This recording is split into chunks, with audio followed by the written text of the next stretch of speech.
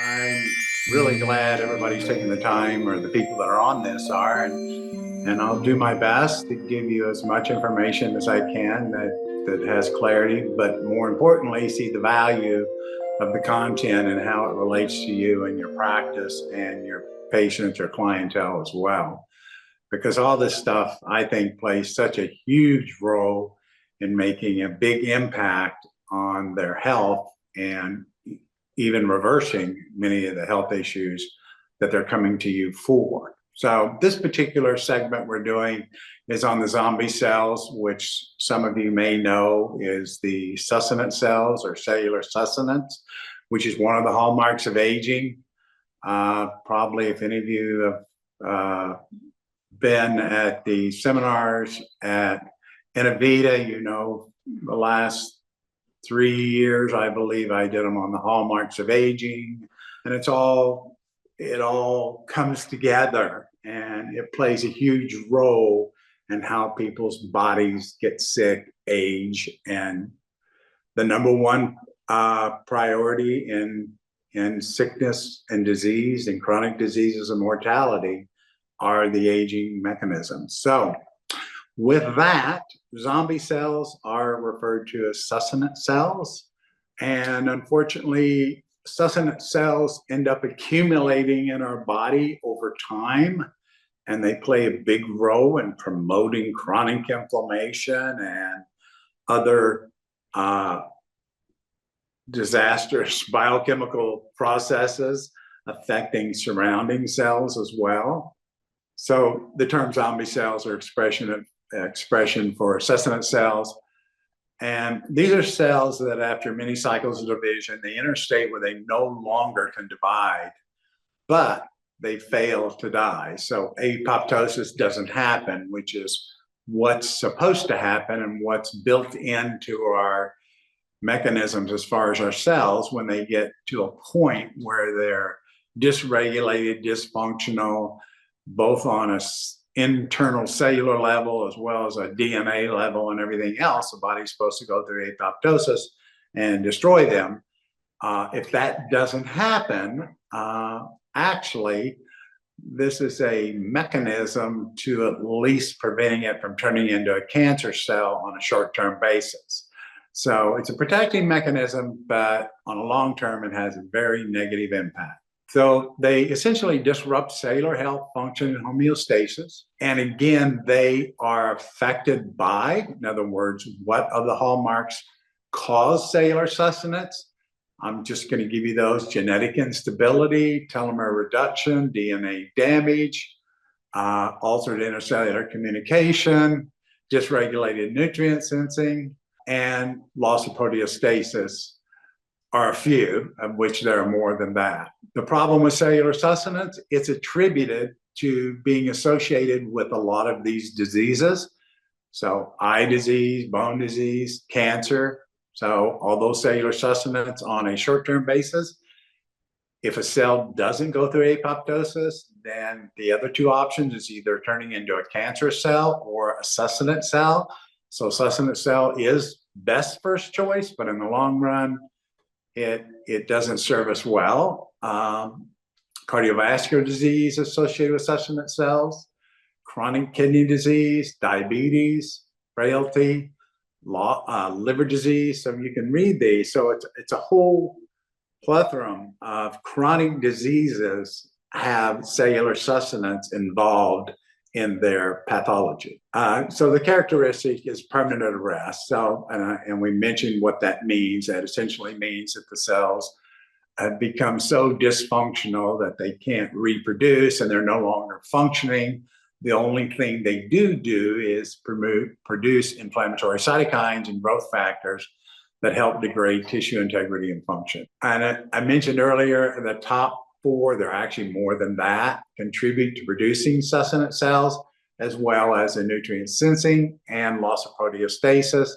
Also should be in there is inflammation. Also should be in there is advanced glycated end products, or glycation also contributes to cellular sustenance. Also, immune system overreaction with CD38 contributes to cellular sustenance as well. Aging. Succinate cells are thought to be a primary cause of aging and age-related decline. They secrete harmful substance and they just keep existing. They don't die unless we do something to promote the death of those cells. That's the problem with succinate cells. They persist.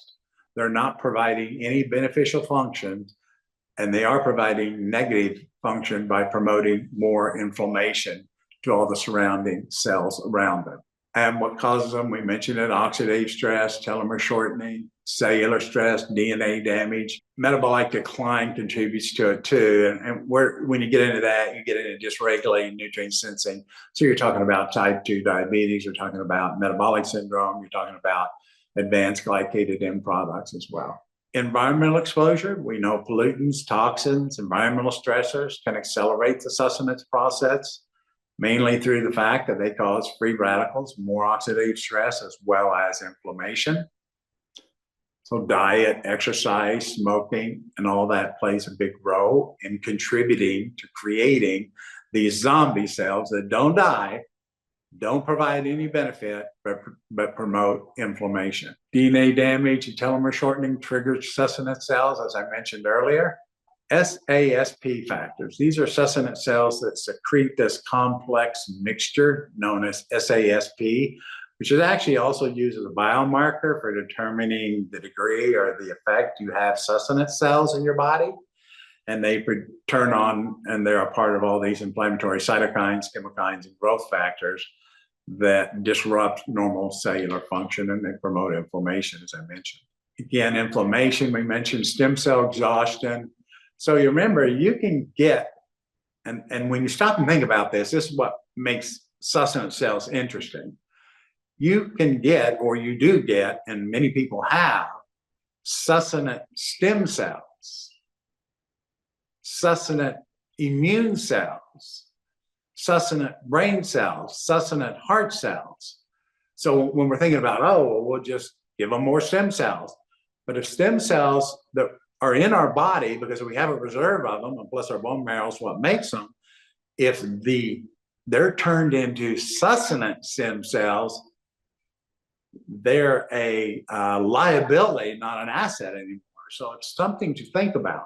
Succinate cells can affect neighboring cells, and this is what they do that makes them bad, is all the associated bystander effect is they're secreting all these proteostasis and inflammation, and they help degrade the extracellular matrix component. Remember, extracellular matrix, that ACM, is something we will talk about later, not as much in this half of the talk, but in the second half of the talk. And so succinate cells contribute to ECM degradation, which isn't classified as a hallmark of aging, but should be. And I'm sure there'll be a time that it will. So, but that's a big deal because that's all associated with skin, lungs, arteries, you name it. Succinate cells are associated with neurodegeneration, type 2 diabetes. So it contributes to all these things. So it affects osteoporosis. I don't know, most people don't think of succinate cells as that. Glaucoma, definitely cancer, tissue fibrosis, which again, in the second part of this, we will have a conversation about that and the critical role it plays, particularly in chronic disease. And as far as tissue repair, as well as immune function. As I said earlier, you can have your immune cells become succinate immune cells. Next slide. So there's many diseases linked to succinate cells: cardiovascular disease, type 2, arthritis, Alzheimer's disease. So did you think Alzheimer's disease, part of the problem that exists in Alzheimer's disease is these succinate cells?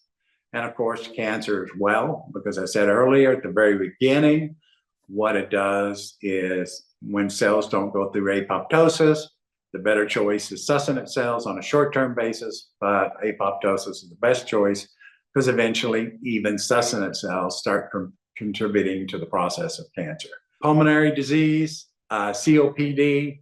So there's not a health condition that you probably don't have 80% of your people, or at least, let me put it this way. In my case, I don't have 80% of the people that we are exposed to that don't have some of these diseases, and if not multiple of these diseases. So we know that succinate cells can be playing a big role in that. So it's key to understand not only what causes it, so on that side of it, what you do, but also in what's the answer once it exists.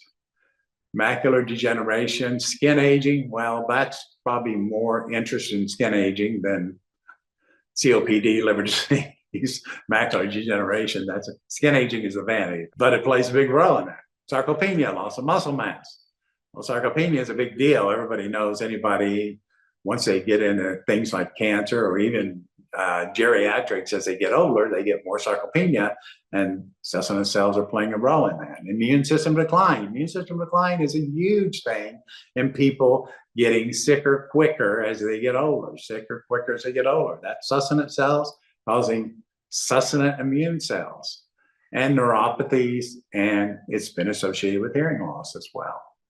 These are just some reference studies, so I do want you to know I spent many hours referencing all this. Succinate cells in 2021 and atherosclerosis, cellular succinate and diabetes and insulin resistance. So you might think and consider in your clientele with insulin resistance, there may be succinate cell involvement, which again, we have solutions for you as we get toward the end of this piece of this particular session. Succinate cells and osteoarthritis. So does that mean some of your osteoarthritis can be affected or being exacerbated from succinate cells? It definitely does. And the role of succinate cells in Alzheimer's disease and progression, and not just Alzheimer's, Parkinson's, dementia, and the other neurological issues as well. And here's your solution, introduction to senolytics. What are senolytics? Senolytics are a class of compounds specifically designed to target and eliminate succinate cells. So, or they're drugs. So the pharmaceutical industry is working on as many drugs as they can to try to come up with senolytics, which they have some like rapamycin, but they actually have found a lot of nutraceuticals, polyphenols, and that are actually compounds in herbal products that act as senolytics, which we're going to get into in just a moment. The senolytics are to eliminate the existing cellular succinants, because you want to eliminate them even if they're succinate immune cells or succinate stem cells. Right now, I'm not aware of a path to reverse succinate cells, but there are some studies showing in the world of sirtuins, which I spoke on a year and a half ago, there is some possibilities through that pathway. Senolytics also enhance the immune system's ability to recognize and clear succinate cells, improving tissue rejuvenation and function. So the more you get rid of the succinate cells in an organ, so again, just for example, and this is hypothetical, so in your thyroid, let's say you had 20% of your thyroid had succinate cells. Well, by eliminating those succinate cells, you're going to get better function and a healthier, improved function, rejuvenation of the actual thyroid tissue. Next cell. And this is the product used, Dr. Kim has created, and it's an excellent product, and it acts as a senolytic, and it has all the different ingredients with it that will help decrease the succinate cells in tissues. And there's many ways you can test for it. Those that do muscle testing have a big advantage in some ways because they could literally do it to an organ or tissue versus just in general, but you could do it in general as well. Other biochemical factors, peptides such as FOXO disrupts the action of it. And where does FOXO come from? FOXO comes from the production of AMPK. What increases AMPK function? Both NRF2, which is your integral cell, and your Zenadapt. Zenadapt is a AMPK activator. Every ingredient in Zenadapt activates AMPK. AMPK activates FOXO. and that also helps eliminate senescent cells. Again, more health conditions associated with it, and I think most of those. Again, I do want you to remember the lower left-hand corner here, tissue fibrosis, although we will not get into that in this particular tonight. We will do it in the next half, but it's a big one of that. But again, senescent cells do affect your immune system. And what's the big deal? What are all the scientists are saying is happening to people as they get older, as their immune system declines, the susceptibility for aging and infections and disease goes up dramatically. So you got to look at cellular sustenance as well, and eliminating the causes of cellular sustenance, which we talked about earlier. Senescent cells are non-dividing cells. This is a summary, key takeaways, that accumulate in the body, secreting harmful substances that lead to tissue dysfunction and contribute to aging and disease.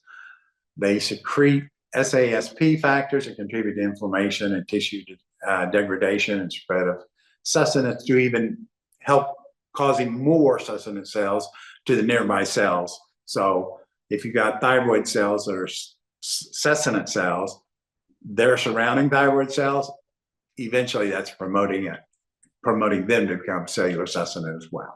Any of your clientele, patients or members or whatever you call them, that is seeking your help, and they have some of these conditions, you have to ask yourself, what role our senescent cells could or can or are playing in their particular health issues? And that's the question that you need to ask. And I can assure you, the more severe and the worse those particular health issues are, the higher the likelihood you have senescent cell issues in that. These are test vials for people that do muscle testing, can test for. Before we get into this one, I just want to say one more thing. So remember, we talked about the product, senescent product, which is great, and you got to use it if you're testing and you find there is a cellular senescent issue, either generally in the body and or in a particular target organ. But also you want to test to also find out if inflammation's going on, if there's, because remember, we want to address the causes that cause cellular senescence as well. So whether it's addressing it through their diet, if they're into producing chronic inflammation because they're high in sugar diet, and poor diet, chemicals and toxins issue, or what else promotes inflammation? Viruses, parasites, bacteria. So all those other things, I don't want you to think that the senescent product is just the only thing you would do. You still want to address the other underlying causes that's promoting the cellular senescence. So that's pretty much my emphasis or my point I want to make about it. But it's a huge point, and it's a big difference and it's rampant. And today, cellular senescence is involved in practically all chronic degenerative diseases. And I would assume there's a lot of those people that have chronic degenerative diseases, whether it's in a neurological or kidneys or metabolism or whatever, kidney, heart, liver, lungs, joints. You got to think of cellular senescence. Don't rule that out, or don't just think of the other factors as well. Because I'll tell you, as long as the senescent cells stay and you do nothing to get rid of them, you'll never cross the finish line or win the battle. That's my last point on that subject. Okay, now we're going to move into another, what I call, very exciting world of Klotho. I think Klotho's like #2 in being the second home run hitter, in being able to make a huge impact on chronic degenerative health issues in terms of addressing what's going on there. And hopefully through this conversation, you'll understand why. The cool part about Klotho is the story behind it. The actual, the scientists that discovered it gave it a name based on Greek mythology. And the Greek mythology Klotho came from is it's one of the three fates responsible for spinning the thread of human life. So that's actually where the word Klotho came from, because in his opinion, the scientist feels it's responsible for spinning the thread of human life, as you're going to see as we go through this PowerPoint.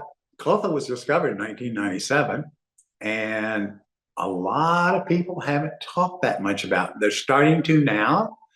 I got introduced to Klotho probably about 6 years ago. And so when Dr. Kim came up with this, I was very, very, very excited because, you know, between the sirtuins and Klotho, though, you got some big guns there to help make some changes and help support changes in chronic health issues. And Klotho is one of those things. So if you eliminate the Klotho gene, the symptoms shorten lifespan of the laboratory. And again, these are animal studies.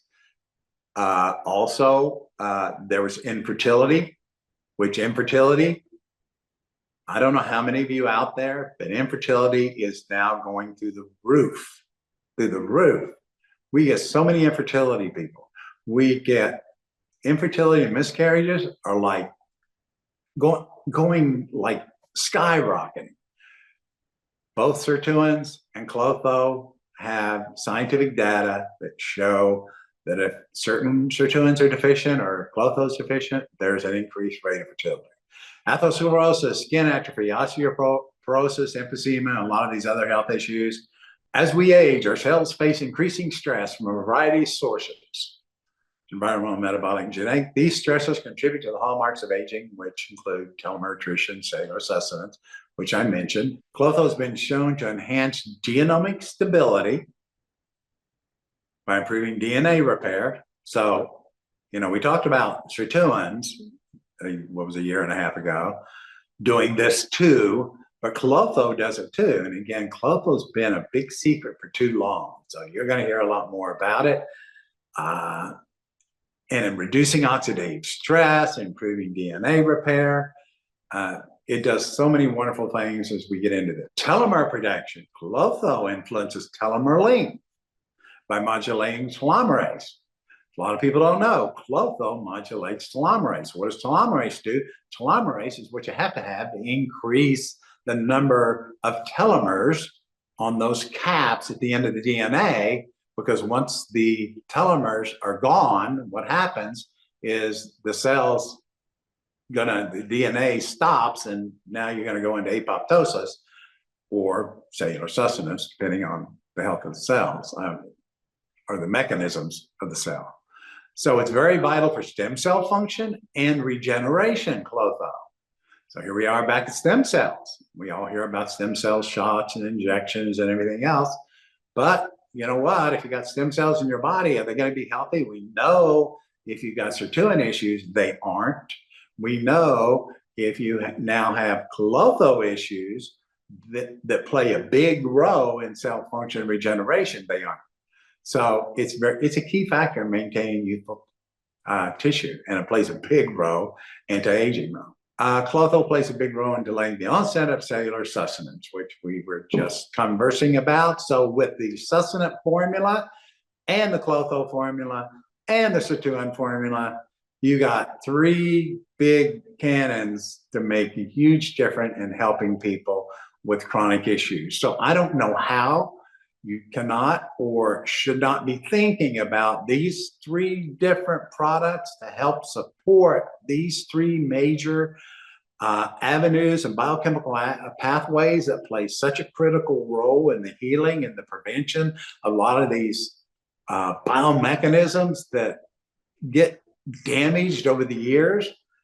You got to test. So please test with the sustenance formula, test with the sirtuin formula. And the good news is at the end of this, you're going to see there's also a very exciting Klotho product as well. So please think of these three things. In a lot of cases, particularly if you've hit a plateau with someone, they're just not getting any better. You thought you were doing everything right, and they were getting better, and they stopped. Think about it. If they're just, their level of issues are so severe, you say, where in the world do I begin? You got to think of these things, but at the same time, You got to be reducing the inflammation. You got to be reducing the oxidative stress, that's your integral cell, the inflammation. So you use your anti-inflammatories for that. So Klotho promotes autophagy. So that's a big deal. Autophagy. Sirtuins promote autophagy as well.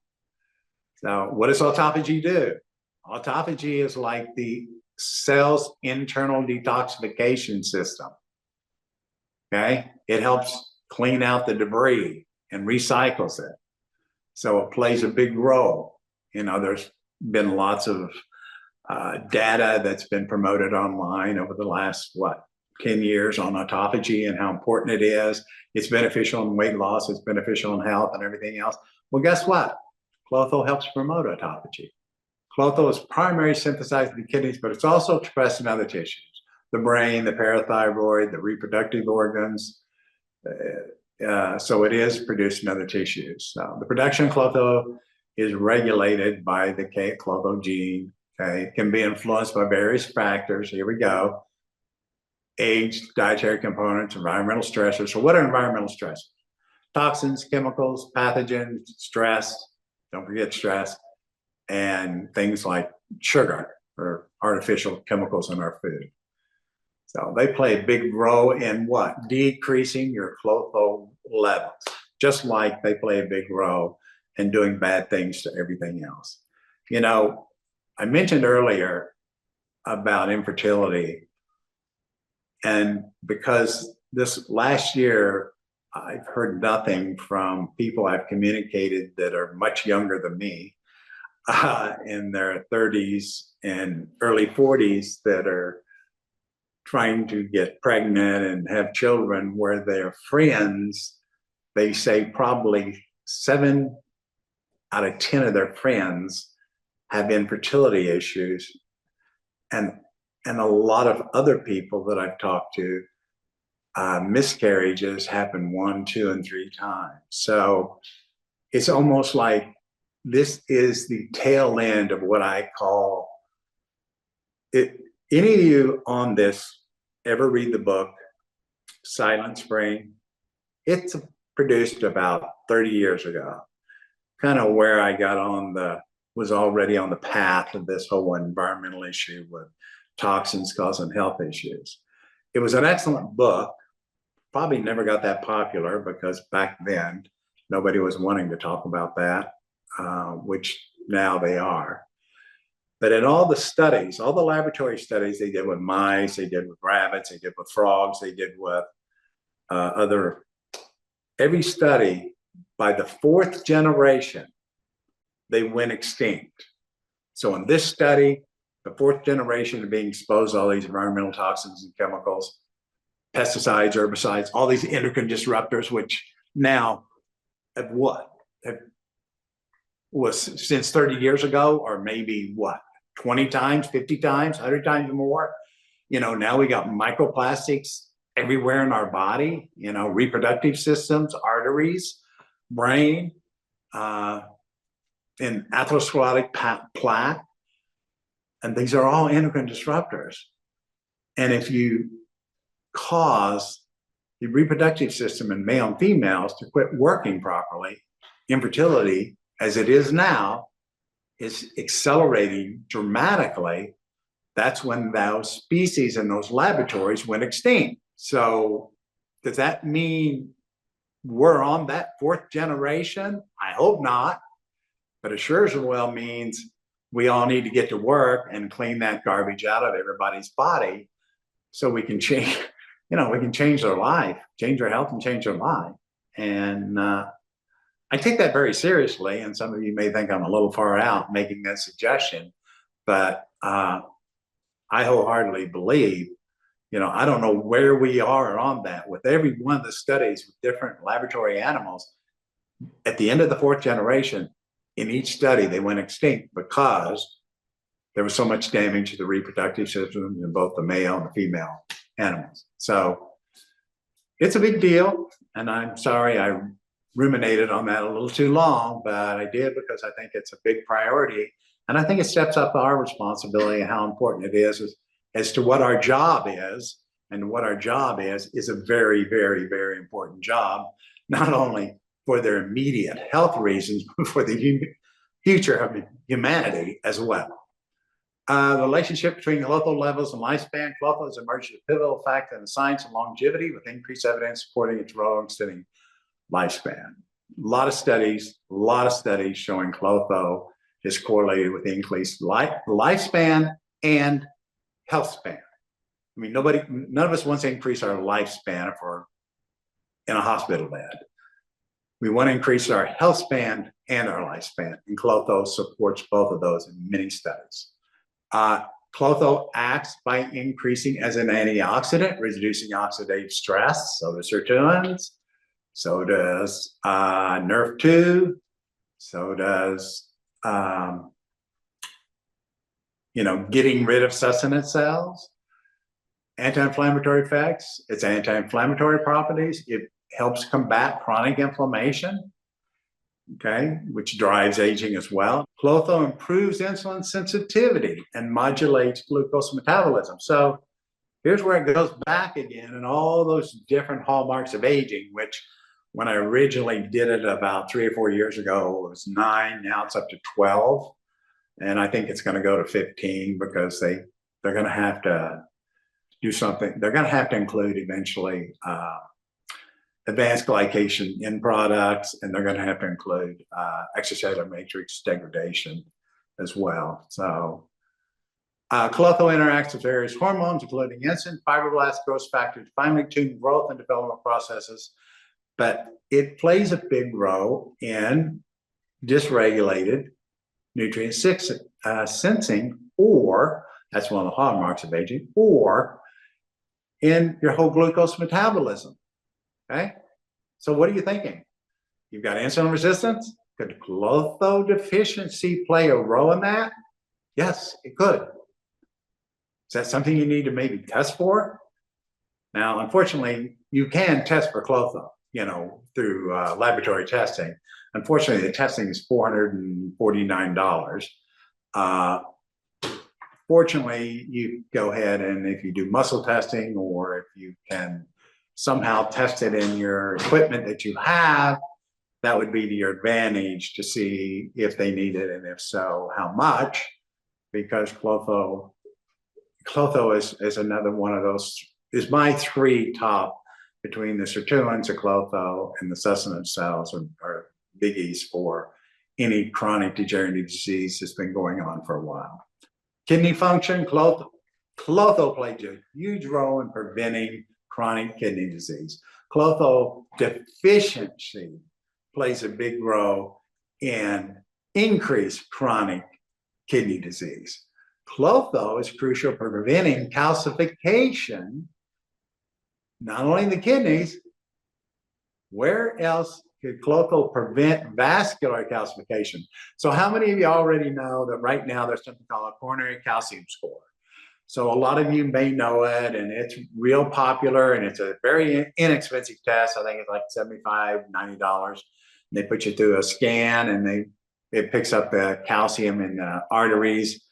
And, unfortunately, they say there's nothing that can be done for it. But the research on Klotho provides protective effects against vascular calcification and stiffening common features in cardiovascular aging. And again, if you remember my sirtuin conference, there are sirtuins that help reverse it. Vascular calcification, according to the science, again, this is not my opinion, all the sirtuin information came from scientific backgrounds and laboratory manual books that are published by scientists or PubMed or wherever, as well as Klotho.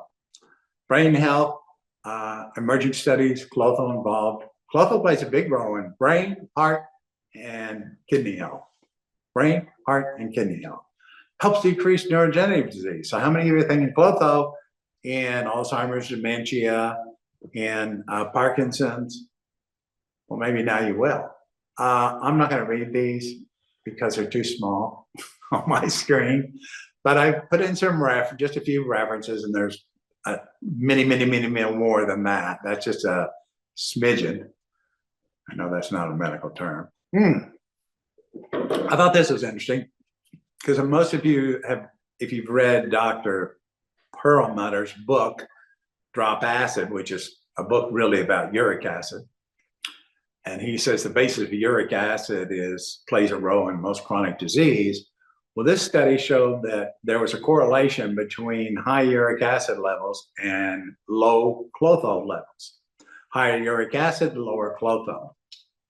So could a more inexpensive test measuring uric acids be an indicator, and I'm using the word indicator with parentheses, of the level of Klotho in your body? It could, according to the study. According to the study, okay? So increasing Klotho plays a role in sugar and glucose, which if you read Dr. Perlmutter's book, you'll never say his name correctly.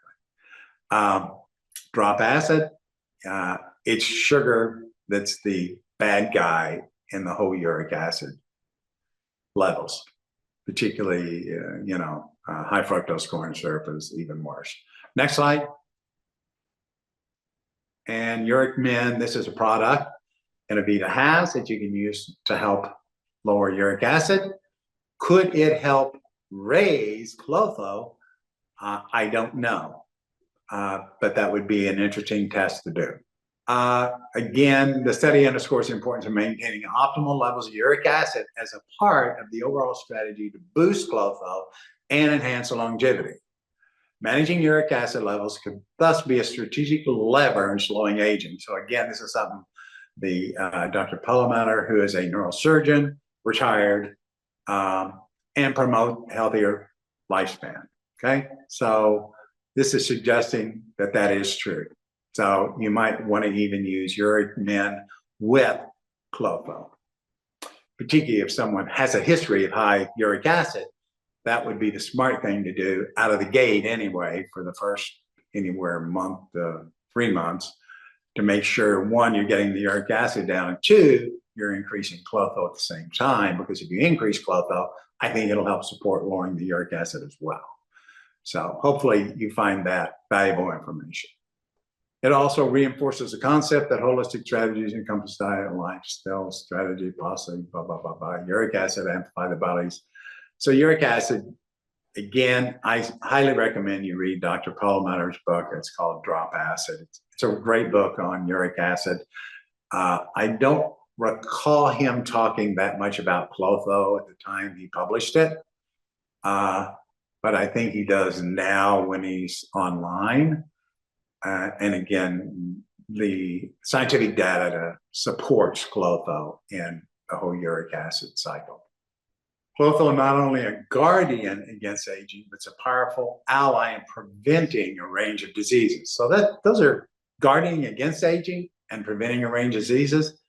That right there is, huge. And it plays a multifaceted role across different physiological systems. And that's how it works. It inhibits the pathway that leads to fibrosis. Please remember this, because this will be important when we get to section 2 in a month, particularly in kidneys and liver. It interferes with the production of TGFB pathway, which is a key promoter of fibrotic tissue formation, thereby preventing the excess of deposit or fibrosis in connective tissue. By inhibiting fibrosis, and again, these aren't my words, I take all this out of the books and all this out of the research studies. By inhibiting fibrosis, Klotho helps maintain organ functionality and slows the progression of chronic diseases. So they are saying that Klotho inhibits fibrosis. And again, these are some of the things it does. Helps address neurodegenerative processes, tumor suppression, cancer, chronic kidney disease, biggie, chronic kidney disease, and renal fibrosis. Also in diabetes, COPD, pulmonary fibrosis, actually all the fibrotics, whether you're talking about heart fibrosis or bone fibrosis. I don't know if you know of, but you get bone marrow fibrosis as well.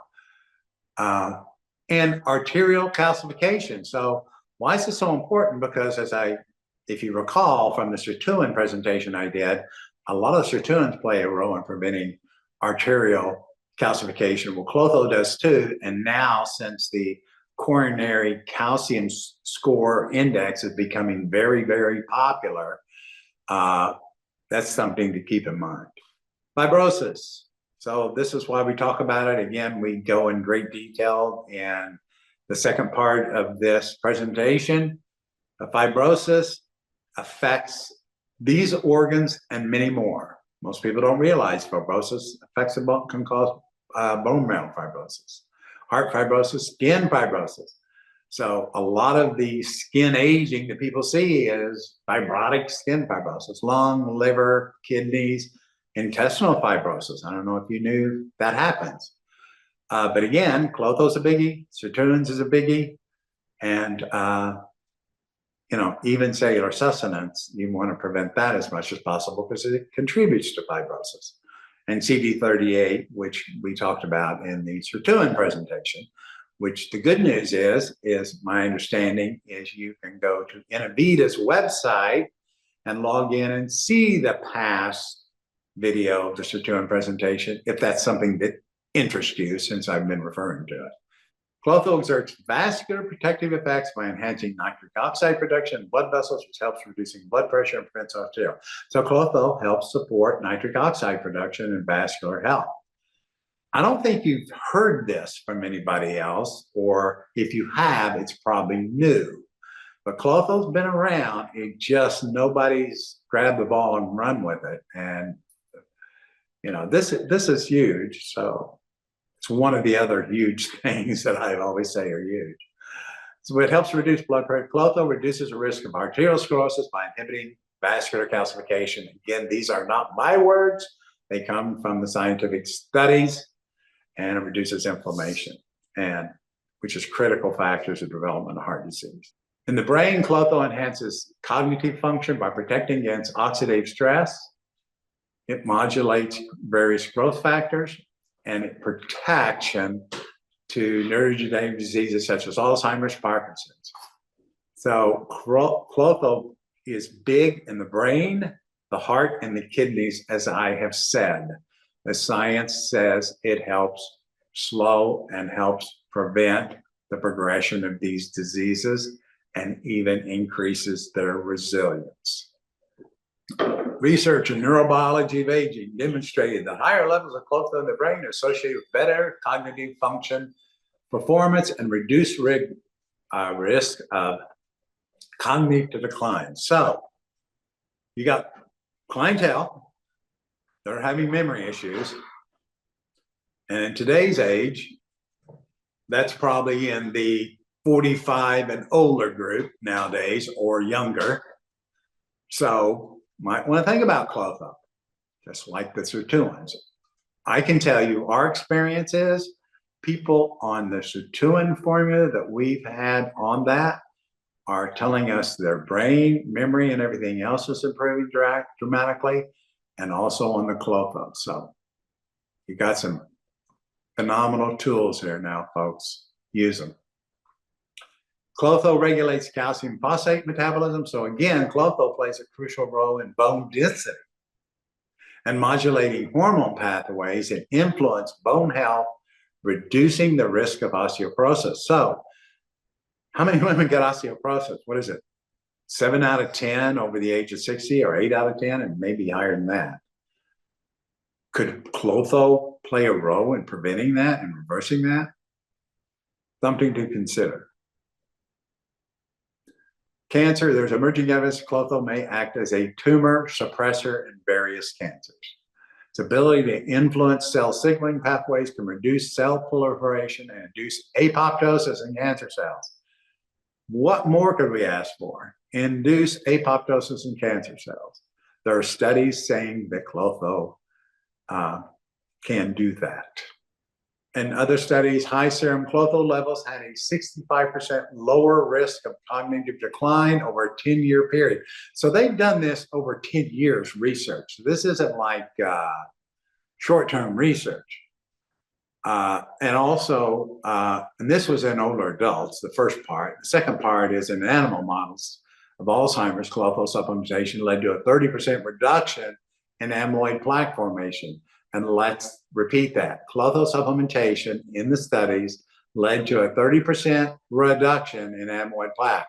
So would you think of using Klotho along with your chewing formula and your cellular sustenance formula? But that's just my opinion. In Alzheimer's and Parkinson's and dementia, I would think so. And I can tell you from our experience, we've gotten really good and in some cases, great feedback from. So this data suggests that Klotho could be protective against the progression of Alzheimer's disease and general cognitive decline, and underscoring its potential benefit. Research indicates the higher Klotho expression is associated with up to 20% increase in bone mineral density in postmenopausal women, as per findings in bone research. That's osteoporosis, that's what we talked about earlier. More Klotho in a study on colon cancer cell lines. Klotho expression was found to reduce cell proliferation rates by how much? 45%, and increase, what do we want to do with cancer cells? Apoptosis marker by 50%. Now, here's my caveat. I don't treat cancer, and I would never tell a person a nutritional product is used to treat cancer. That's a good way to end up in a very small room for a long period of time. But can you recommend nutritional support to optimize normal cellular healthy function? You can. I'm just presenting the research and the studies. So that's my caveat in this. This result suggests that Klotho has a potential role in suppressing cancer cell growth and could be explored as a therapeutic agent in cancer treatment, according to these research scientists. Here's different studies on that. And, all you got to do is go to PubMed, and there's tons of wonderful publications that you can look all this up. Again, I do not treat cancer with Klotho. Would never tell you to tell people you're going to treat their cancer with Klotho, because the word treating anything with other than drugs and surgery is against the law. So just want to make that point so nobody says, well, Dr. Martin said. No, these are the research scientists that say this. But supporting people's health nutritionally is beneficial too. More research on pancreatic cancer, prostate cancer, liver cancer, prostate, I mentioned, melanoma. So these are all studies on the Klotho's benefit, and they're not in 1978. We're talking about 2021, 2019, 2020, 2018. These are current studies. So you're going to find there will be, from a drug therapy standpoint, I'm sure at some point in time, where they're going to be start using Klotho, which Klotho peptides. So there's Klotho peptides, okay? They're hard to find, and I don't know of anybody that can use them yet, or are they recommended to use? But I think in the future they will be as a part of the cancer protocols, because look at all the studies, and I've only shown you just a handful. Klotho can inhibit angiogenesis, the process by which new blood vessels form, which tumors exploit for the growth of metastasis. So anti-angiogenesis is what they want chemo drugs to do to cancer cells, cut off the blood supply. By inhibiting this pathway, Klotho reduces the proliferation of cancer cells and can induce cell cycle arrest, effectively slowing tumor growth. Klotho can inhibit emerging evidence that Klotho impacts cancer metabolism. So there's much of this, and it can go on. And again, I think it's exciting research. I think nutritionally supporting optimal Klotho levels, and those are good words to use, is always a good thing to do in people, particularly if they're deficient in Klotho, or you just want to make sure from a maintenance standpoint your Klotho levels are high, as I take it myself, just for maintenance purposes. As we dive deeper into the versatile role of Klotho, one cannot overlook its significant impact on inflammation, root causes of inflammation associated with every chronic disease. And it is also potent anti-inflammatory effects, and it suppresses the pro-inflammatory cytokines. So you have multiple products in Inno-Vita that have anti-inflammatory cytokines.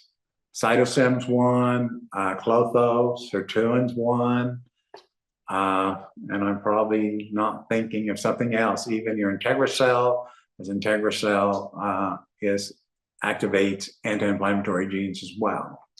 So just off the top of my head, by lowering the inflammatory signals, Klotho helps protect against tissue damage, systemic inflammation, which is associated with chronic disease and aging. CD38, we talked about this in the sirtuin presentation, because it plays such a big role in affecting healthy NAD levels. CD38 can downregulate NAD, and NAD's critical for supporting sirtuin function. Well, Klotho can influence the expression and activity of CD38. So in our presentation last year, a year and a half ago, on CD38 causing a decreased NAD levels, which then subsequently causes a decrease in sirtuin function and promotion, Klotho helps downregulate CD38. So it's another factor to consider if you're trying to elevate both NAD and sirtuin levels. So a lot of times people just think, take more NAD, take more NAD. I mean, they do IV NAD and everything else. But if you have high CD38, if you have senescent cells, if you have low Klotho, all that's going to be working against you. And that's why you won't see the results or the successes that you were told you would get by using an NAD product. So the suppression of pro-inflammatory cytokines by Klotho include its regulatory effect on CD38 in chronic disease, diabetes, cardiovascular disease, and certain forms of cancer. And it also has the anti-aging effects. So they know if you have a Klotho deficiency, induces stem cell senescence and depletion, or stem cell depletion and senescence. So decreased Klotho affects stem cells and causes stem cells to be more depleted and exhausted and becoming more susceptible to becoming senescent stem cells with a Klotho deficiency. Big deal, something to remember. More research. Klotho improves cardiac fibrosis. So this is studies. This isn't me saying this. Klotho improves cardiac fibrosis, inflammatory cytokines, oxidative stress. Another one, Klotho prevents TGBF-induced senescent-like morphological changes in the retinal pigment in the epithelium. So we're talking about the eyes. We're talking about Klotho retards renal fibrosis through targeting mitochondrial dysfunction and cellular sustenance in the kidneys. Big deal. Enhancing Klotho levels naturally through diet, nutrition, and exercise. So there's a lot of ways you can increase Klotho levels, and exercise plays a big role in increasing Klotho levels, as exercise does in a lot of things, improving other biochemical factors like autophagy and other factors as well. So, and here's the product. Here's the formula, Klotho Pro, and it comes in both capsule and liquids. We probably use capsules. but a lot of people do like the liquids. Again, you have some people that get what I call, they just get tired of taking pills. So we switch them to liquids for a little while if it's needed be. So this is another tremendous product to your arsenal, to your toolbox to help change people's lives. And this is Klotho to me, along with the sirtuins, and senescent cells are big. Again, if you do things like muscle testing, or you can put that on your, EAV machines, that type of thing. And this talks about some of the other things that help increase Klotho, as far as aerobic resistance. Exercise stimulates it. Aerobic and endurance training stimulates it. Klotho, it increases cellular health and cellular longevity. And that's what we want with everything. Increased cellular health span and cellular longevity. It not only offers protective benefits across various organs, but it also stands as the central figure in anti-aging research. You will be hearing a lot more about Klotho in the future if you haven't yet already. Again, everywhere there's fibrosis, think Klotho. Everywhere there's fibrosis, interstitial fibrosis, lung fibrosis, kidney fibrosis, heart fibrosis, bone marrow fibrosis. Same thing happens in the brain. Fibrotic stem cells. Fibrotic, stem cells. Cellular protection enhances cellular resilience. Isn't that what we really want? We want to create cellular health and longevity, and that happens by creating cellular resilience.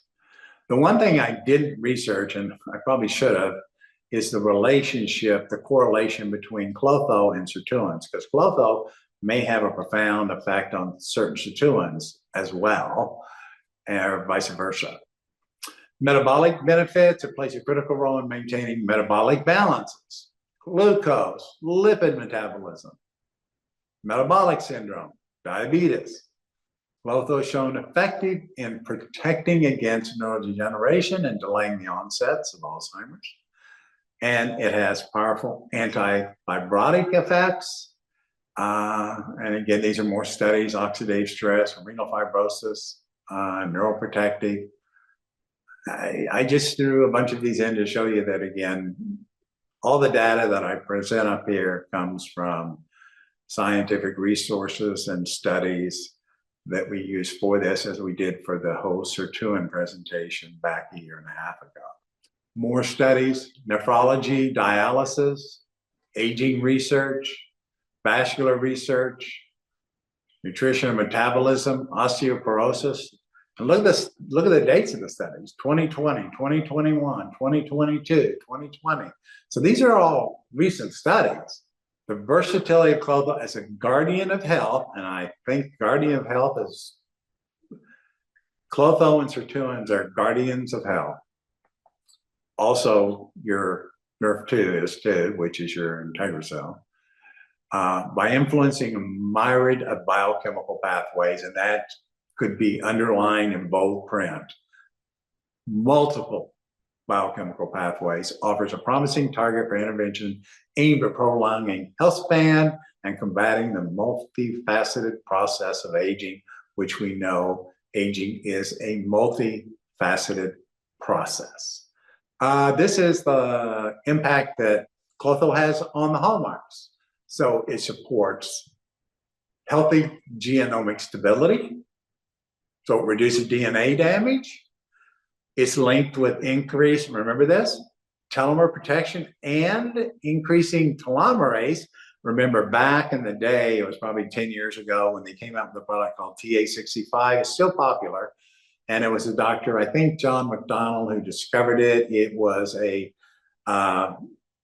polyphenol out of the herb astragalus that they found would increase the production of telomerase. Well, Klotho does that.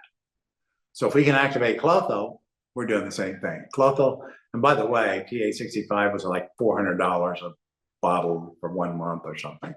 So this is a lot cheaper too. Klotho helps maintain telomerase length by delaying cellular sustenance and extending cellular lifespan. And epigenetic alterations, so it helps with adjustment there. And again, Klotho plays such an important role in all these hallmarks of aging. And again, as I said, these are 9, and now there's 12, and hopefully soon there'll be 15, because I do think extracellular matrix degradation is one, as well as advanced glycated end products should be another one too, because AGE's big in promoting CD38, big in promoting cellular sustenance and contributing to fibrosis. So loss of proteostasis. So what is proteostasis? Do you remember from my 3-year ago presentation? Proteostasis is what happens when protein gets dysregulated and changes shapes. And one thing about protein that I still find fascinating, I know it sounds like an ambiguous statement or global statement, is the shape of the protein determines its function. So if you change the shape, you change the function. So loss of proteostasis, what are diseases or associated diseases that you see that happening in? Most predominantly in Alzheimer's, Parkinson's, and a lot of brain issues. What do you do to help prevent that? Well, obviously, Klotho supports healthy protein homeostasis. Also, increasing autophagy, its job is to help decrease loss of proteostasis, which we know Klotho also activates that, as well as a lot of your sirtuins that we talked about last year and a half ago. Klotho dysregulate, here we go back to metabolic syndrome, type 2 diabetes, and insulin resistance. That's all that. Mitochondria dysfunction, Klotho helps maintain mitochondria function, excuse me, by protecting against the oxidative stress, which, you know, you've heard me say the word oxidative stress several times, and I do it in many of our presentations. And at one time, 15 years ago or 20 years ago, oxidative stress was a very popular term, but it's lost favor since there's so many new and exciting things out there. But still, if you go on to PubMed, the National Library of Medicine, and you look up oxidative stress associated with any chronic disease you can think of, there's more studies on oxidative stress associated with all chronic disease than any of these other things. And oxidative stress has, the last time I looked was probably a few years ago, it was over 125,000 published medical studies. So it still plays a big role in anything and everything related to chronic disease and inflammation. So Klotho helps delay the onset of cellular sustenance. Stem cell exhaustion. Klotho supports stem cell health by maintaining a favorable environment for stem cell renewal, differentiation. This is essential for tissue regeneration repair. Key process of decline with age. So remember we talked about earlier, Klotho helps prevent what? It helps prevent cellular sustenance, which sustenance stem cells do you no good, serve you of no benefit, and actually become a negative impact. Galactin-3 is a protein that combined to beta-galactosides. It's unique. It's involved in a lot of functions: cell adhesion, migration, apoptosis, immune cell activation. It interacts both intracellular and extracellular molecules. And it's a key in cellular signaling and communication next. So it's both intracellular and extracellular. So keep that in mind. A lot of factors upregulate it. Obviously, inflammation, which we're all aware, inflammation. Interleukin-6, TNF also activate galactin-3. Oxidative stress does. I mentioned that it's located both inside the cell as well as external to the cell. And so it can affect cellular health on the internal side as well as on the external side which when we get into things like fibrosis, you'll see how the connection's made. Galactin-3 plays a crucial role in modulating the immune system. It helps macrophage activation, which is important in the immune response to infection, which is on the good side, but then it needs to be downregulated. And initially, facilitates tissue repair and wound healing, but it promotes fibroblast activation, which if it continues on and galactin-3 stays high, has a negative impact. The pros and cons of having high levels of galactin-3, particularly on a prolonged basis, is probably the biggest two here is fibrosis, which we'll get into. And I know fibrosis isn't a subject matter that I hear a whole lot about or have over the years, particularly in the field of functional medicine, alternative medicine, natural medicine, etc. Of course, inflammation, cancer progression. Galactin-3 is implicated in several aspects of tumor development, something to keep in mind. And also, it plays a big role in cardiovascular diseases, as we'll get into here shortly. It facilitates cell-to-cell matrix interactions. And again, it can be important in tissue repair and fibrosis as well. It affects the extracellular matrix. So it can modulate cellular adhesion, migration, and cancer metastasis. The role in disease. So aberrant expression of galactin-3 has a big role in pathological conditions, including cancer, inflammatory diseases. We mentioned it's a double-edged sword.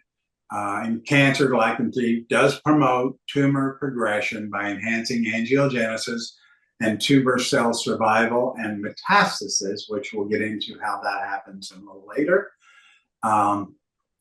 So one of the things they're looking at to target is lowering galactin-3 levels, which there are natural methods, which we'll talk about later.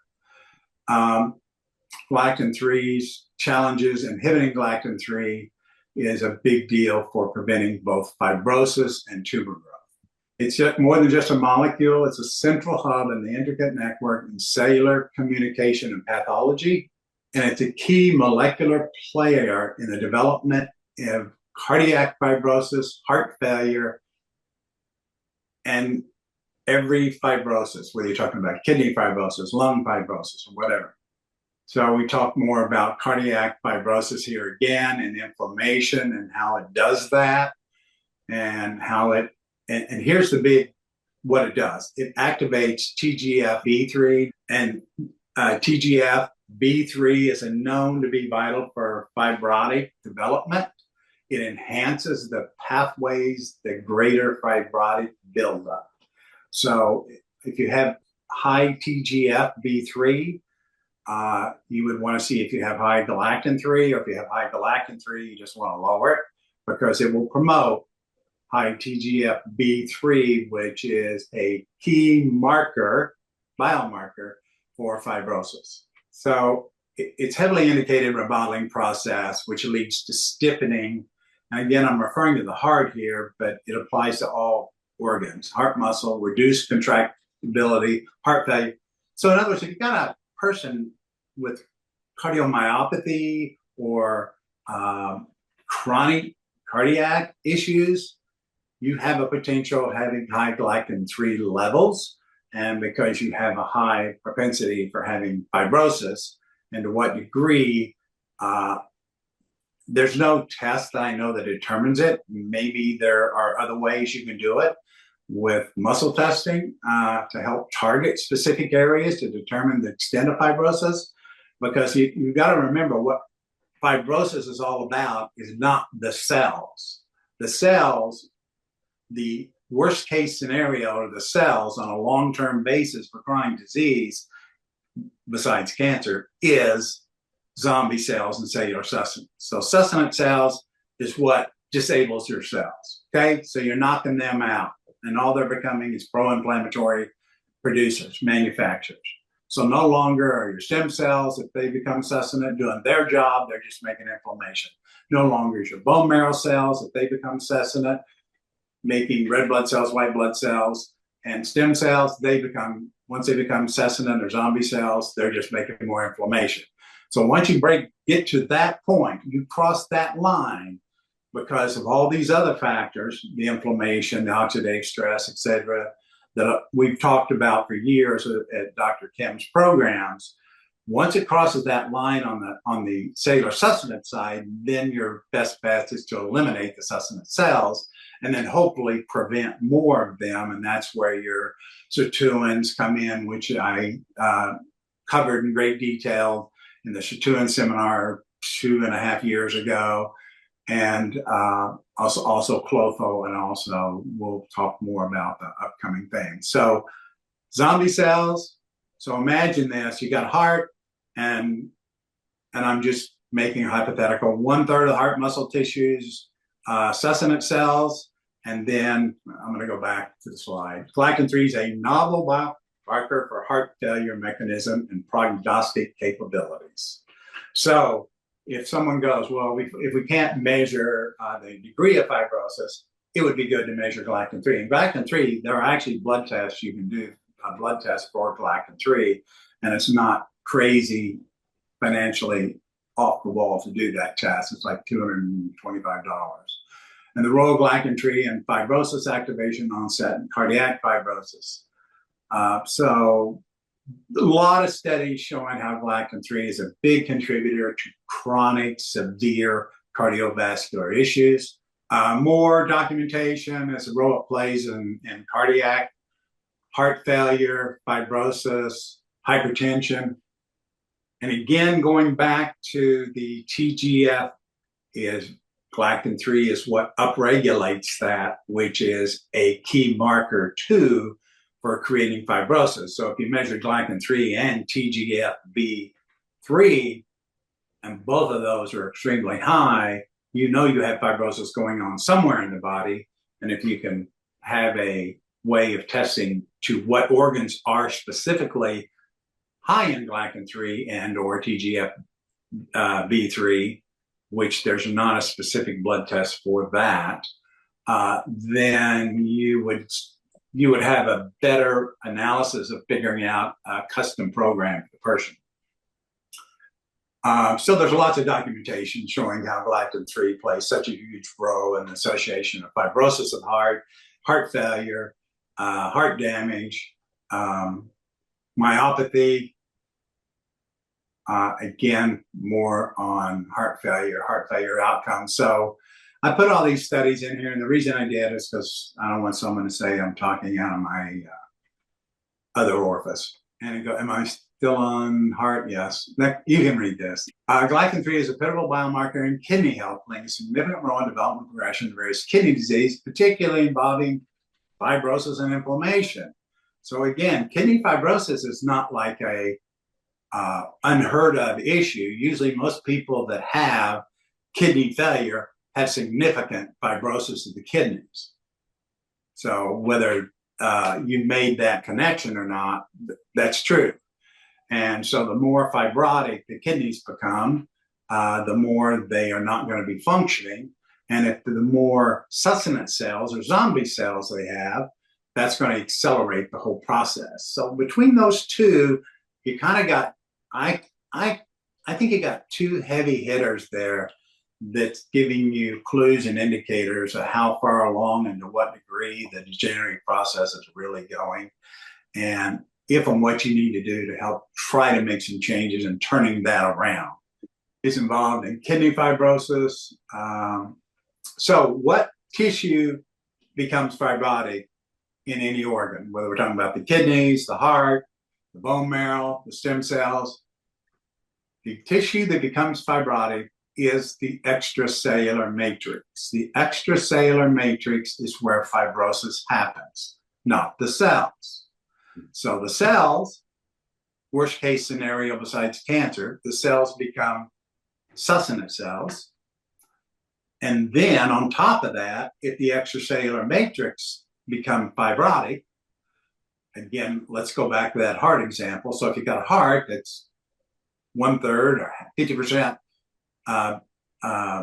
sustenance cells, and the extracellular matrix now is 30% fibrotic, you got a good gauge there to know where you are and what to expect and to what degree and level, if you're going to have an impact on this, that you're going to have to approach it. And it won't be your lighter version of something. Let me put it that way. Again, chronic kidney disease, the progression of it, American Society of Nephrology. Again, they're validating what I'm just talking about here. They're talking about how the galactin-3 is a strong indicator of the degree of CKD, chronic kidney disease. And again, because it upregulates TGF-B3.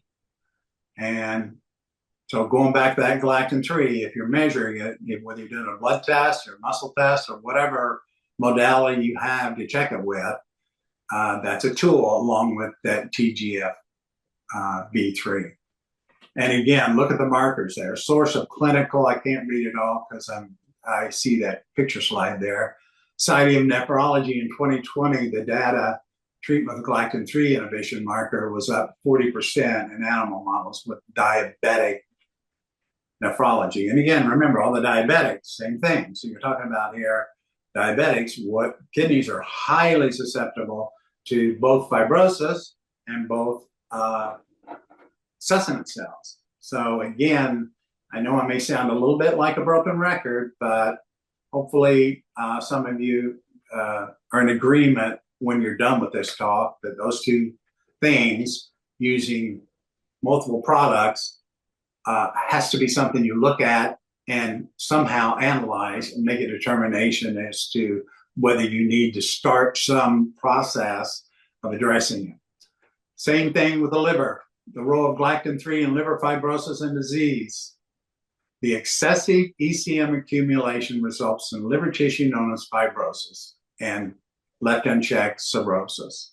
So you don't have liver cirrhosis without fibrosis, and galactin-3 upregulates, leading to the activation of these cells and proliferates and produces collagen and other extracellular matrix components. So again, galactin-3, TGF-B3 are your two biggies for the fibrotic picture.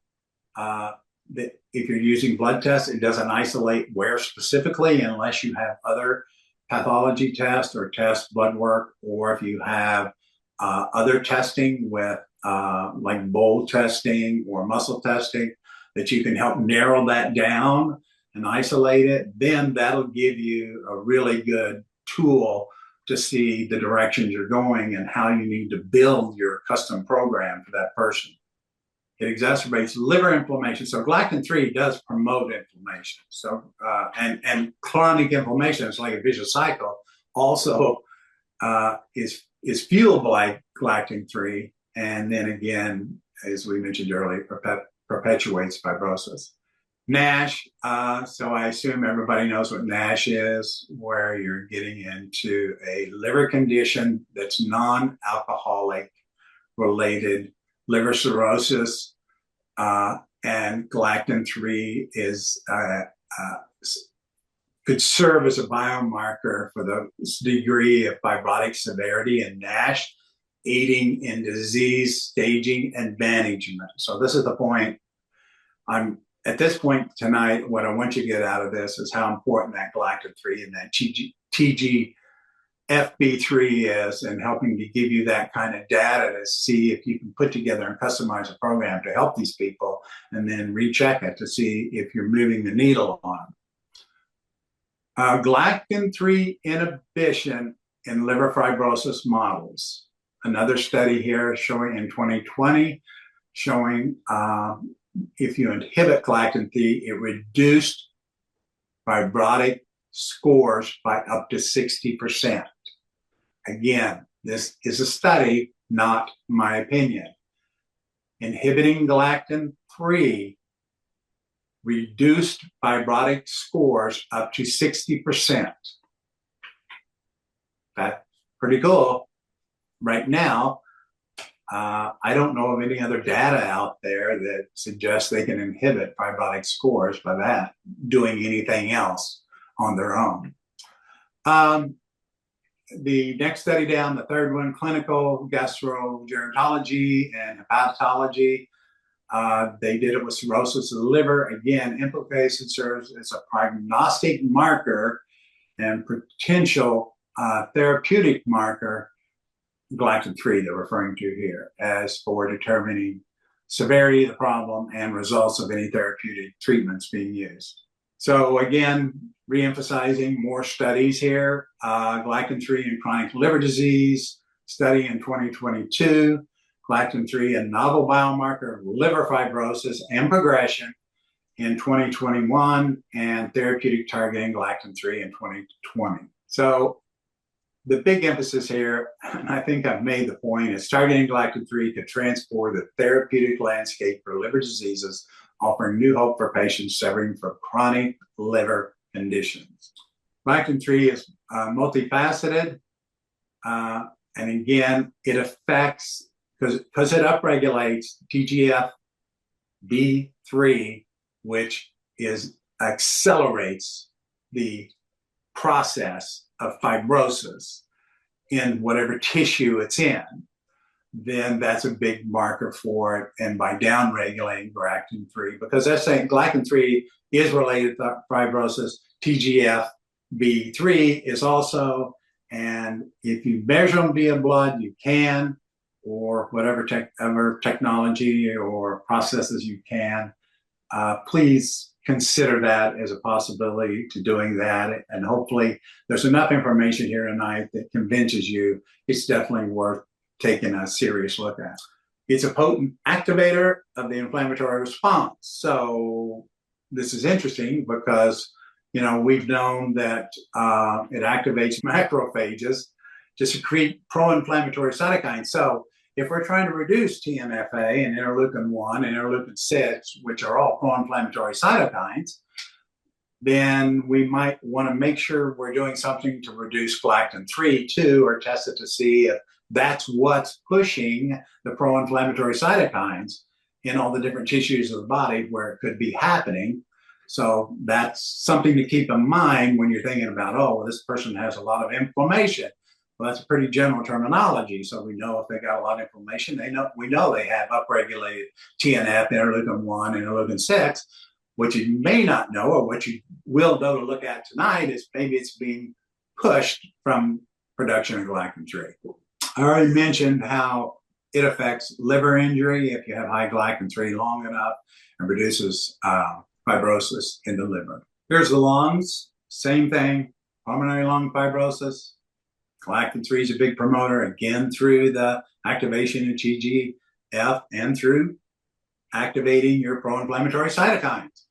So Dr. Kim's product, the Cytosem, that helps lower TNF and interleukin-1, interleukin-6, and MMP3 and MMP9. I don't remember the whole list off the top of my head, but you might want to also now address the galactose-3 and or test to see if you need to address the galactose-3 and if that's a motivator of it. And we mentioned cardiac fibrosis, reduces cardiac elasticity, impaired heart function, contributes to heart failure. And again, remember, all fibrosis is happening on the extracellular matrix level, not the cells. You got the cells, and you got the extracellular matrix, which is all around and in between the cells. And we mentioned kidney fibrosis again, about galactose-3. Pancreas, same thing. So hopefully you're getting the gist that fibrosis occurs in almost all organs and tissues of the body, or has that possibility of happening. So it happens in the pancreas. So you got a stubborn case of diabetes, and you're going, why isn't anything I'm doing working? I got rid of all the... So let me address this concept. So if you get rid of the bacteria, the fungus, the mold, the viruses, and the toxins, shouldn't that tissue heal? Not if they're in this state. You see the correlation there? Because we've always gone on the premise, and I came from that too, that all I do is I got to get rid of make sure there's no chemicals, toxins, bacteria, fungus, mold, viruses, parasites, etc. in the tissue, then it'll heal. No, that's not true. Now, it's true if you catch it early enough before you've created all these succinate cells, or before you've created all this fibrosis in the extracellular matrix, or worst case scenario, both fibrosis and succinate cells. So probably that statement is hopefully something you consider as being a very important statement, and hopefully something you can use for your clientele. Because if you're not making changes, you're going, wow, this person's on, they're doing all the right things. They decrease their blood sugar. They're doing this. They're doing nutritional support. They're watching their diet and everything else, but it's just not moving the way it should. You might want to think they got a lot of succinate cells in that pancreas, and or fibrosis, and or worse, both.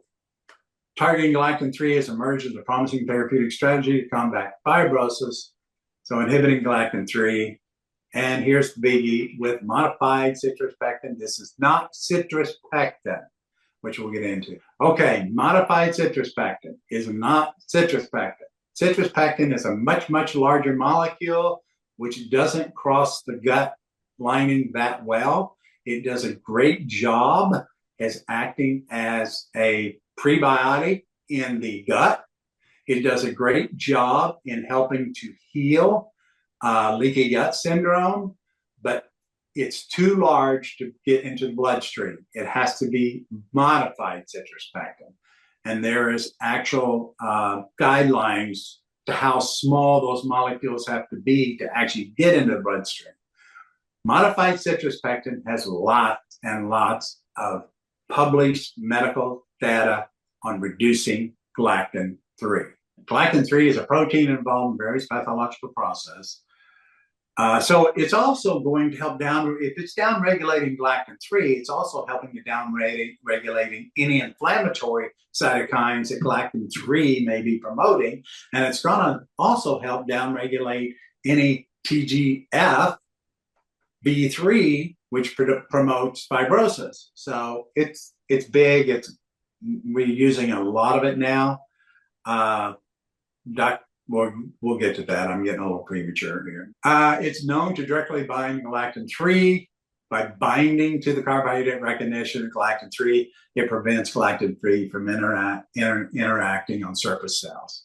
By the way, I do want to tell you, galectin-3 is used by bacteria because galectin-3 is very sticky. So it is one of the molecules that bacteria use to make biofilm. So if you're wanting to get rid of biofilm and it's not working well, whatever you're doing, check the galectin-3 and or just use MCP. It disrupts functional roles, particularly in fibroblasts, macrophage activation, secretion of, this is phenomenal, right? Inhibition is beneficial in managing conditions like fibrotic diseases and the continuous process of fibrosis in whatever organ or tissue you have high galectin-3. So it disrupts galectin-3. And we already mentioned that galectin-3 is a facilitator of tumor growth, angiogenesis, and metastasis. That's kind of a big deal. MCP's ability to inhibit galectin-3 can interfere with these processes. Again, I think I dumped a bunch of studies on you near the end, validating everything we're talking about here tonight. And as we mentioned, it's a marker for cardiac. And again, these aren't my words. I took all these words from studies that I got, whether it's on PubMed or studies I got in researching galectin-3 through other sources as well. They refer to it as a marker for cardiac fibrosis and heart failure and determining the progression of it. Same thing with CDK, chronic kidney disease, and others as well. So the natural exploration of natural compounds managing galectin-3 levels presents a less invasive and a potentially effective approach to combating fibrosis and inflammation. So I mentioned again about the whole fibrosis part is in the ECM, and we're talking about heart failure, chronic kidney disease. It's heart fibrosis associated with liver cirrhosis, pulmonary fibrosis, which you've got to have fibrosis and a lot of lungs if they've been smokers for a year. Fibrosis is effective, or I mean, this can be, or I consider, maybe I should qualify that. I consider addressing fibrosis now and cellular sustenance. If you've got anybody with chronic health issues, I don't know you how can you not do that?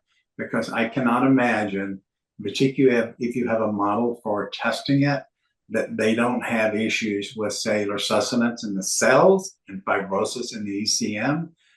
And once you shut down the ECM, what does that mean? You know, I really haven't talked about that, and I think I do in a later slide. So collagen, we mentioned that, scarring of tissue, thickening of tissue.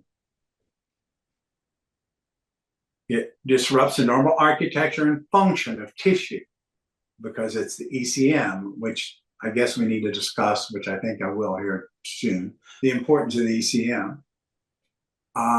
We mentioned, well, I've talked about this, body-aligning protein target binding galactin-3 inhibiting its pro-fibrotic and pro-inflammatory activities.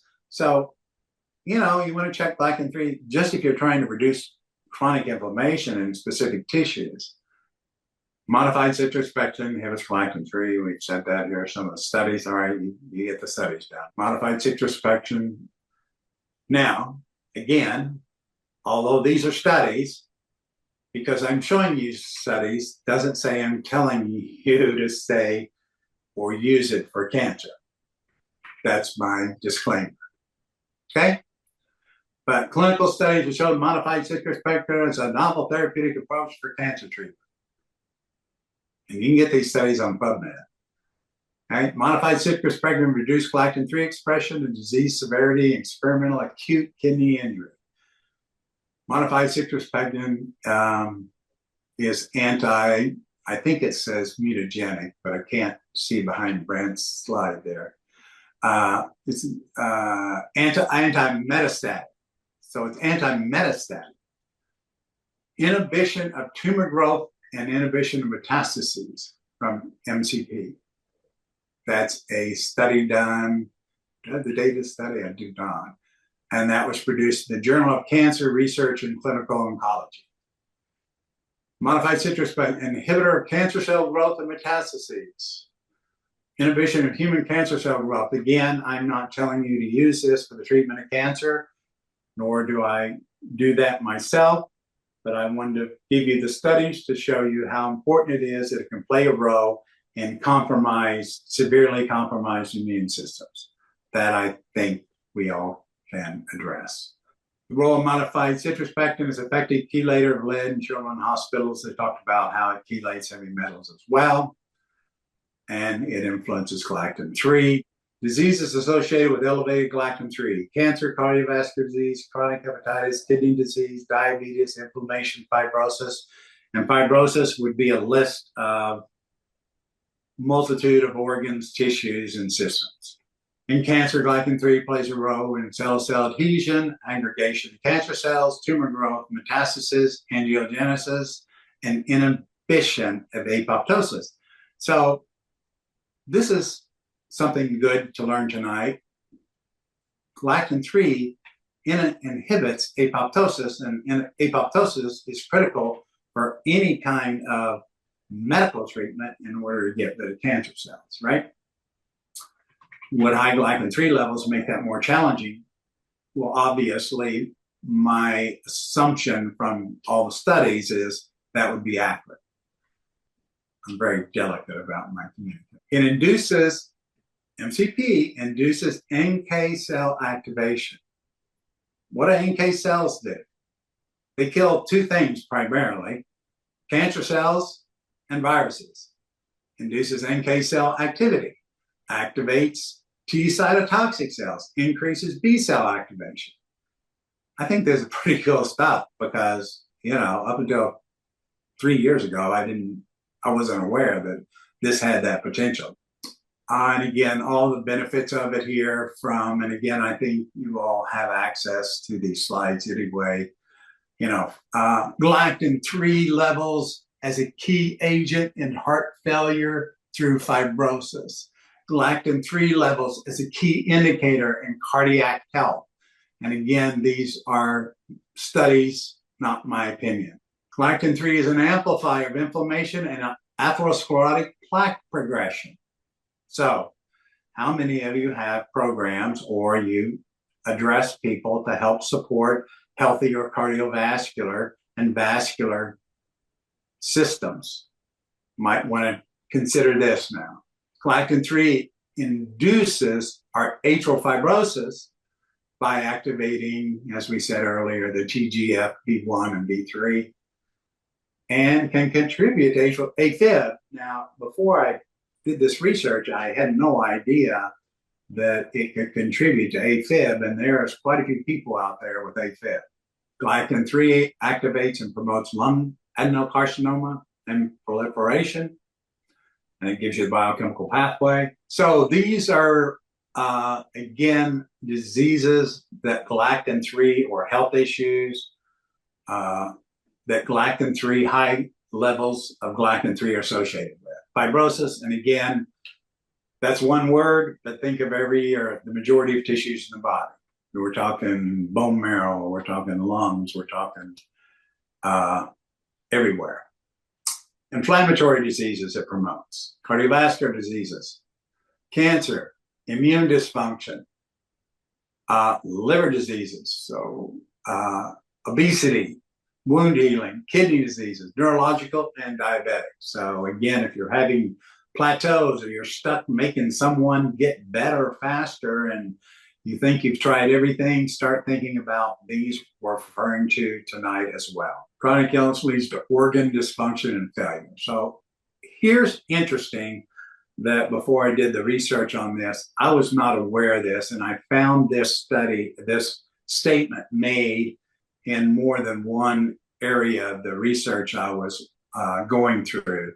The United States government estimates that 45% of deaths in the US can be attributed to chronic or to fibrotic disorders, and some examples of potentially fatal fibrotic diseases. 45% of deaths in the US. So that tells me that there's a lot of people, and there may be a lot of people you're seeing that need to be checked out for whether they need MCP as a support, not the proper word we're supposed to use, and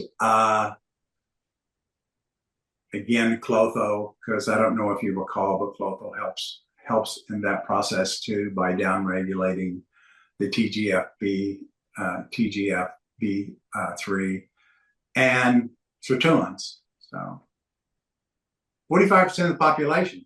I didn't know that. Did you know that? Because I do. I mean, that's a big number. I mean, that made my brain go, whoa, I better do a whole lot more checking with people that have chronic health issues, which means all the information we talked about tonight now needs to be deduced down to a system or a way that you can target it and evaluate it and try to support it and try to make a change with it, which the word support I can use. So here's fibrosis. These are the health conditions that fibrosis causes in the intestines. So we all think leaky gut, dysbiosis. How many of us? I've not heard, and maybe you have, I've not heard any place where they're talking about in any seminar fibrosis as being a potential issue in intestinal problems. You know, we hear the dysbiosis, we hear the leaky gut, and we hear the LPS and everything else. But did you hear about fibrosis? Well, it's true. Again, none of this is my opinion. Skin, fibrotic skin. That's what the skin starts looking like when you're getting older. Liver, we've talked about lungs, we've talked about kidneys, we've talked about heart, we've talked about bone marrow. How many people think their bone marrow gets fibrotic? And again, these are health conditions associated with it under the list.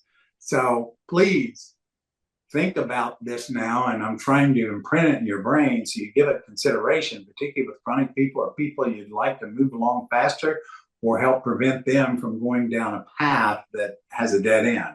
And I already mentioned this. I think this is pretty much the point I've tried to make tonight.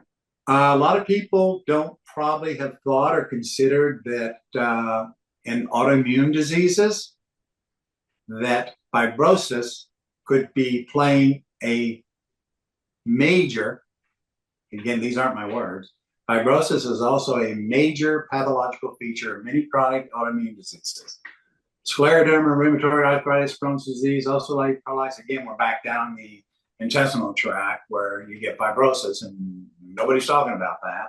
Systemic lupus, and the list goes on. This is just the list I put up here. So until I did this research, I wasn't thinking, oh, autoimmune disease, I better rule out fibrosis here, or what degree it might be present. It is. So please think about it. TGFB1, these are all the associated cytokines that are associated with the inflammatory process, and they increase the progression of fibrosis in whatever tissue they're high in. So yeah, do you want to address inflammation? Sure. Do you want to address high galactin? Sure. Okay. Do you want to measure TGFB1? If you can, if you have a system to measure it, you can measure it in the blood. You can measure it with some machines. You can measure it probably with muscle testing.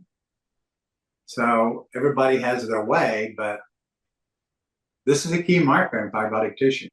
So there's no question about the TGFB1 as being known as a pro-fibrotic growth factor. You can look it up. Now, let's talk a little about ECM, since all I've been talking about is how fibrosis is an ECM problem. So we have the cells, and pick an organ, I don't care. Let's go, we'll do kidneys. So you got kidney cells, and everything in between the kidney cells is extracellular matrix, which is made up of interstitial tissue, which is made up of laminin, which is made up of collagen, which is made up of minerals, which is made up of actually structured type water is in the extracellular matrix. So you have all that in the ECM. There are people who Dr. Oshman, he's big into the whole natural medicine world and bioenergetics, and he's acupuncturist, believes that the whole premise behind why and how acupuncture works is through the ECM, because the ECM is also a source of communication, cell-to-cell communication. So if ECM is so critical for cell-to-cell communication, so just a quick example. So a thyroid cell, I don't know how many millions of thyroid cells are in the thyroid, but they're trying to communicate with each other. They have to go across the ECM to communicate with the other thyroid cells. If the ECM is fibrotic, that isn't going to happen very well at all. So now imagine cells not being able to communicate with each other. So if you have dysregulation in cell-to-cell communication, you can't have health unless someone has a great idea to tell me you can skip all that, and you can.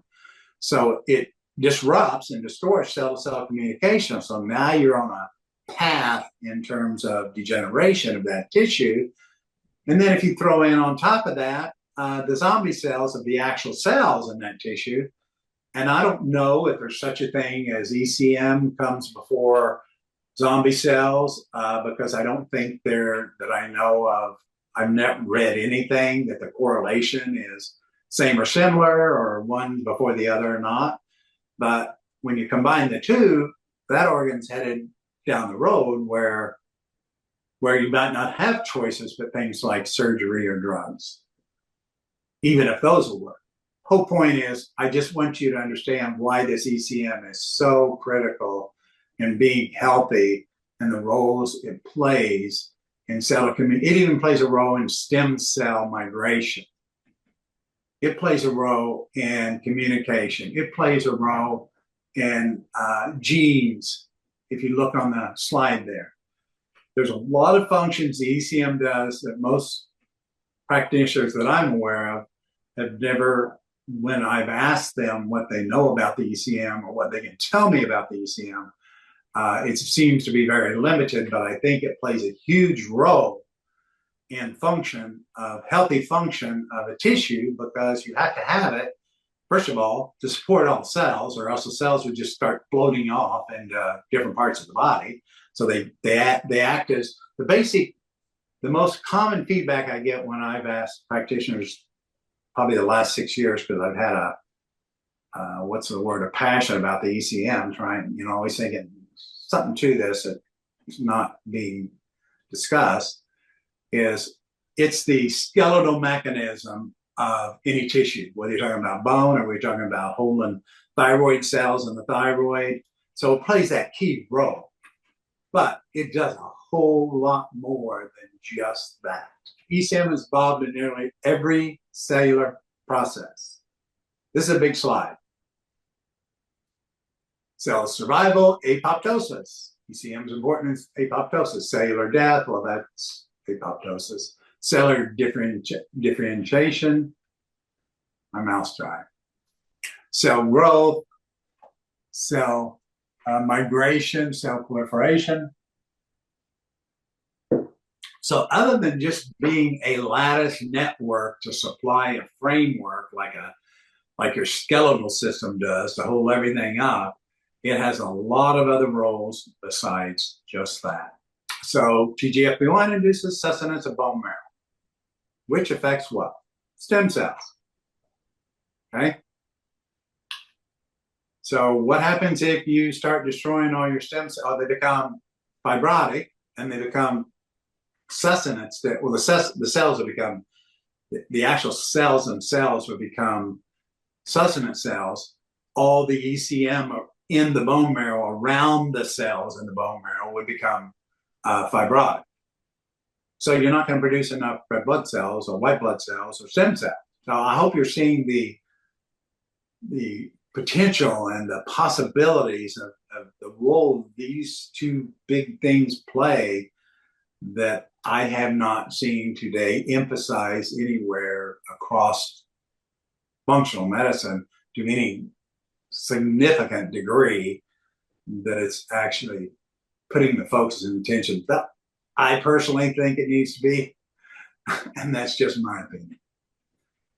TGBF is a master regulator of aging-associated tissue fibrosis. So yes, you could say aging tissue becomes fibrotic. So again, we're talking about, back when I introduced the hallmarks of aging, I think it was about 4 years ago.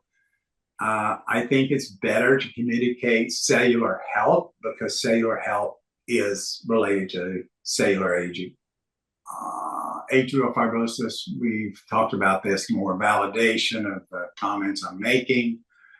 And it's a master regulator of inflammation and fibrosis. So again, going back to galactin-3, which promotes this, and TGFB1, they're classified as this is a journal in the rest, what is it? Journal of Spirology, on how this is a big deal. The only thing is, I've never seen, and I know people that have been diagnosed with horrible diseases. They never tell me, oh yeah, here's a copy of my blood. I've never seen them measure TGFB1 or galactin-3 anywhere. More validation, the European Journal of Pharmacology, the underlying mechanisms. And here's TGFB. It's associated with lupus. It's associated with rheumatoid arthritis, remember, autoimmune diseases. So again, this day and age, what was it now? One of the medical doctors who went before Congress, probably 10 years ago now, and said that autoimmune diseases are going up faster than cancer and heart disease. You got to think TGF and galactin-3 and some of these other things are playing a role in it besides the typical stuff we've normally been taught, so to speak. Lung, hepatocytes, and the list goes on. You can read those. And again, we've more documentation. This is the Journal of Pathology, 2021. Modified, this is in biomedicine and pharmacotherapy. Modified citrus pectin eliminates, I gotta drink water. Myocardial fibrosis and inflammation via suppressing lactin-3 and NF-kappa B. It's not that this stuff isn't known. You know, I found this data looking everywhere from books I got and PubMed and stuff. So it's known. I don't hear anybody talking about it. So I think this MCP reduces the primary tumor angiogenesis and metastatic process.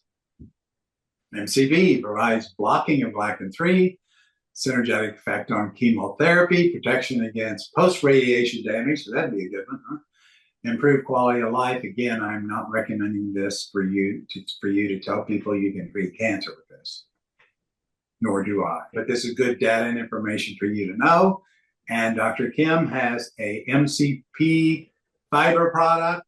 So it's a combination of prebiotics and MCP. And you're getting per scoop 5,000 milligrams of MCP. Any cells can become zombie cells in any organ. Enough damage, enough injury.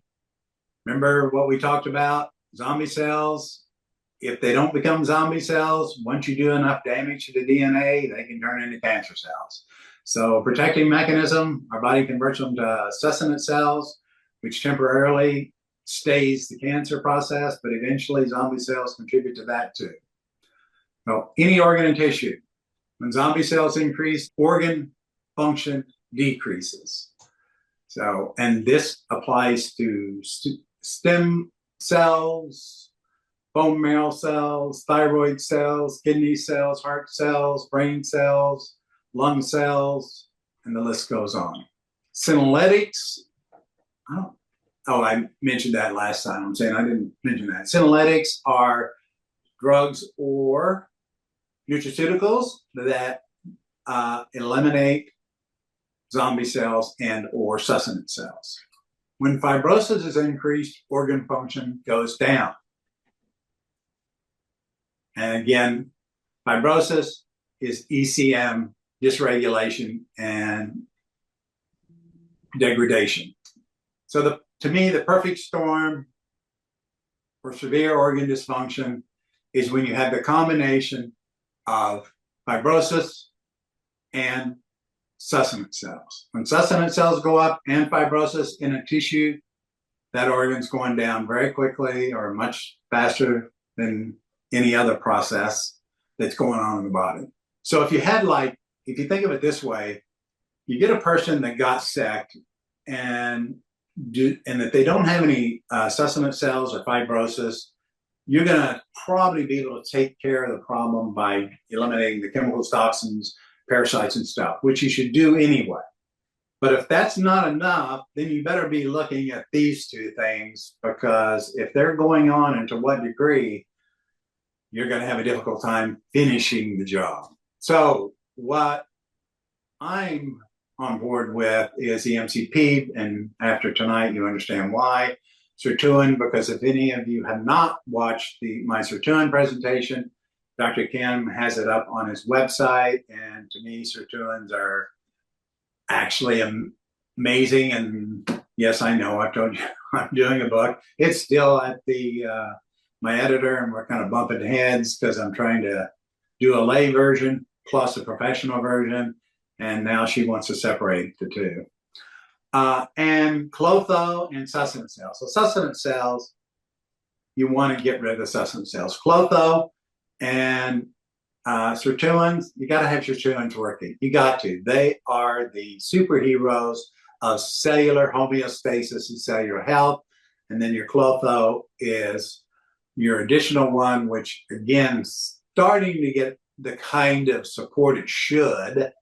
But, for the last 5 or 6 years, Klotho hasn't had a lot of news. It is now starting. And then now the modified citrus pectin lowering galactin-3 and GGFP1.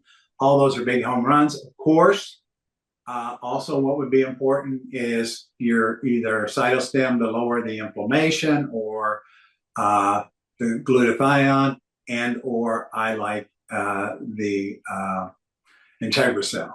I'm a big fan of IntegraCell and the anti-inflammatory formulation, because that anti-inflammatory cytostem, it down-regulates like all the pro-inflammatory cytokines and MMP3 and MMP9, the list goes on. So you might want to add those others too, particularly if you're dealing with someone that's moved from kind of this acute stage of cellular health or degradation to the mid-level to the chronic. And the chronic, you've got to be using your big guns. And the mid stage, you probably can get by with using some of these. In the acute stage, you just test these and see if you need any of them or not. So to me, there's kind of like 3 levels. I don't know if there's stages, 3 levels of cellular degeneration and demise, so to speak. So cellular health is no longer existent. And I know there's so much talk about cellular toxicity and cellular health, and their approach is not in this direction. I've watched all of the seminars out there and everything else. They have good things, like, yes, they address the mitochondria. Yes, they address DAD, which is good to do, no question. NADH, Dr. Kim Spalak, we have people who love that NADH. But you got to check this out too, particularly if that person fits in the 3rd level of what I call full-blown chronicity and not going in a good direction at all. Okay?